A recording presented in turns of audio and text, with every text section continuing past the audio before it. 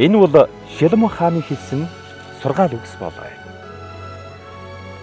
Ухаанд хүү эцэгтэй жаргал авчирдаг. Тэнэг хүү ихтэй зовлон авчирдаг. Гэмт замаар улсан эд хөрөнгө эцтэй ямар ч ашиг өгдөггүй. Харин шударга байдал нь хүнийг үхлээс хамгаалж чадна. Мөнхийн эзэн үнэнч шударга хүнийг өлөн хоосон амьдрахад хүргэхгүй. Харин хорон муу хүний хүсэлд саад тотгор тавьдаг. Гараа хөдлөх дургүй хүн ядуурлыг үзнэ. Харин гар хомхилгүй ажилласан хүн баян тансаг амьдралтай болно.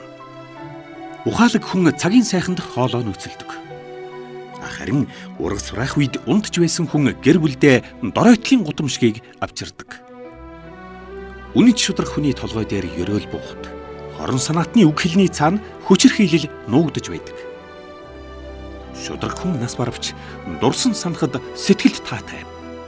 Харин хорон санаатны нэрийг дурсахад өмхийн үнэр ханхалдаг. Ухаант хүн сургаал зөвлөгөөг анхааран сонсдог. Харин тэнэг хүн амнаасаа болоод хохирдог. Үнэнч шударга хүн айх аюулгүй амьдардаг. Харин гажууд замаар явдаг хүн хизээ нэгэн цагт баригддаг. Нүдэн ирмэж нууцаар дохигч хүн гай зовлон авчирдаг. Илэн далангүй зэмлэж сургасан хүн амар тайвныг авчирдаг. Шударга хүний яриа амьдралд итгэгч булаг мэт. Харин хорон санаатны үгэнд хүчрх хийлэл нуугдж байдаг. Хүний хорсол зэвүүцэл хэрүүл өдөөвч хайр ямар ч гомдлыг цайруулж чадна. Ухаан ойлгох чадвартай хүн цэцэн цэлмэг өгтэй. Ухвар мөчөд хүн үгнээсээ болоод бусдад зодуулдаг. Ухаалаг цэцэн хүн улам ихийг сурч мэдэх хүсэлтэй байхад тэнэг хүний бавтнах үг өөрийг нь сүрүүлдэг. Баян хүний эд хөрөнгө нь бат бэх цайзтай хот мэт байхад барлаг ядуугийн хоосон байдал нь баларч сүйдснийг нь илчилдэг.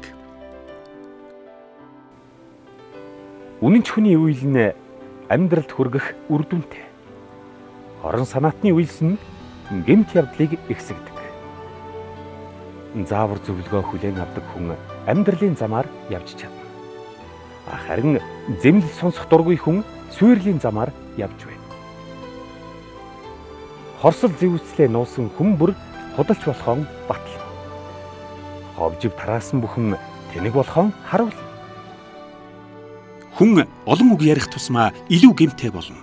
Ухаалаг хүн хэл амаан татдаг.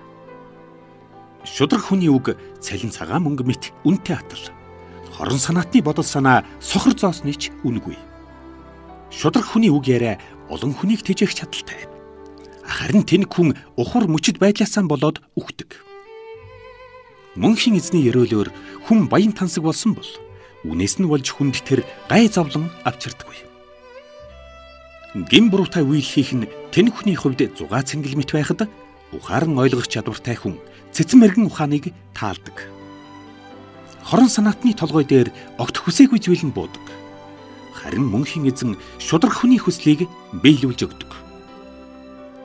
Гай зовлон шуурга мэт дайрахад гэмт хүмүүс өртөж үгүй болдог байхад шударга хүний амьдрал үрдийн бат суурьтай.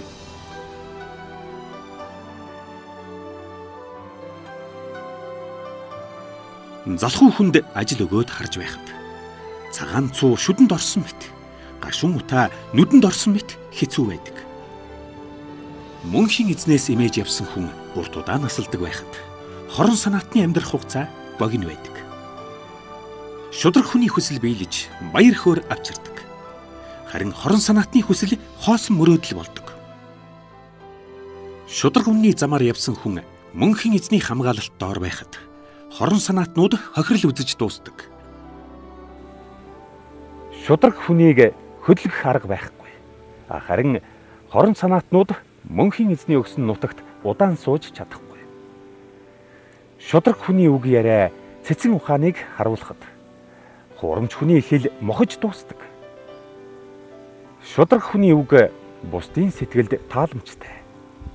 Харин хорон санаатны үг хуурамч санагддаг.